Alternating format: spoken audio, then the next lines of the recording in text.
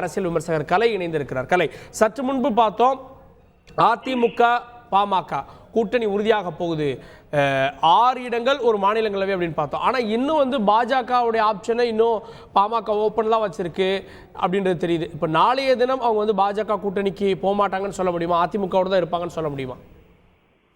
இல்லை, அவங்க ஏற்கனவே பாஜக ஒரு மாநிலங்களவை உறுப்பினர் ஒரு அமைச்சர் பதவி கேட்டு அது எதுவும் தர முடியாது என்று பாஜக கைவிரித்ததுனாலதான் அதிமுகவோட கூட்டணி பேச்சுவார்த்தைக்கு கிட்டத்தட்ட முடிஞ்சு போச்சுன்னு நினைக்கிறேன்.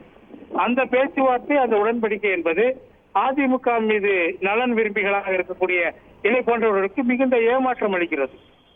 ஏன்னா அவங்க பலமா இருக்கக்கூடிய 6 மாவட்டங்கள்ல பாமக தங்களுடைய வேட்பாளர்களை நிறுத்திக் கொள்கிறார்கள். மற்ற இடங்கள்ல பாமகவோட கூட்டணி போறதுனால அதிமுகவுக்கு என்ன லாபம்? சொல்ல போனா மற்ற மாவட்டங்கள்ல இருக்கக்கூடிய தலித் வாக்குகள் அதிமுக கிடைக்காமல் போகும். அதான் கடந்த முறை நடந்தது.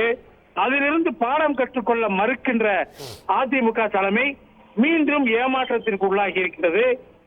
நாங்கள் எல்லாம் பெருத்த ஏமாற்றத்திற்கு உள்ளாகி இருக்கிறோம். ஆனா இனிமே பாமக பிரதமர் கூட்டத்தில் கலந்துக்குவாங்க நான் நினைக்கல. அவங்களுக்கு அருமையான வாய்ப்பு கிடைச்சிருக்குது.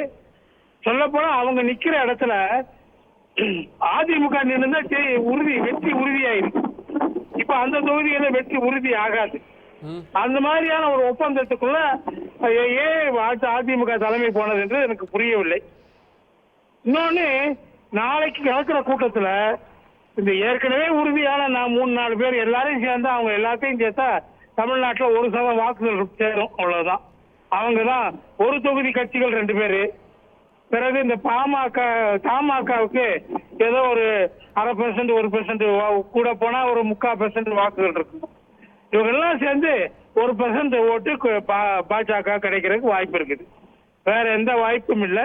வேற யாரும் புதுசா புதிய அடையாள அரசியல்ல தலைவர்கள் ரொம்ப முக்கியம். நாளைக்கு ஒரு 10 பேர் நிக்கிறப்போ அது ஒரு மொமெண்டத்தை கிரியேட் பண்ணும். அதிமுக எடப்பாடியை தாண்டி யார் இன்னைக்கு இருக்கா? அதை பார்த்து மக்கள் நாளைக்கு நடக்கிற கூட்டத்துல பார்த்து மக்கள் வாக்களிக்க போறதில்லை. அவங்க அந்தந்த தொகுதியில் இருக்கக்கூடிய பிரச்சனை, அந்த பல்வேறு விஷயங்களை பார்த்துதான் கூட்டணி எப்படி அமைந்திருக்கிறது என்று பார்த்து அந்த கூட்டணியில சேரக்கூடிய கட்சிகளுடைய பலம் என்னவோ அதுதான் அவங்களுக்கு வாக்கா வரும். நாளைக்கு இங்க போய் ஒரு 10 பேர் நிக்கிறதுனால அந்த பாஜக வெற்றி பெற்றுவிட முடியாது. ஆனா நாளைக்கு அவங்களுடைய வீக்னஸ் வெளிப்படும். பிரதமர் வரும்போதே இந்த 1% வாக்குகள் தான் அவங்களுக்கு கூட வருதுன்னா அது பெரிய ஒரு ஏமாற்றம் அளிக்கக்கூடிய விஷயமா தான் இருக்கும். அது மக்கள் மத்தியில் அதிருப்தி ஏற்படுத்தும். அப்படிதான் நான் நினைக்கிறேன். செய்திகளை உடனுக்குடன் தெரிந்து கொள்ள உடனே சப்ஸ்கிரைப் பண்ணுங்க.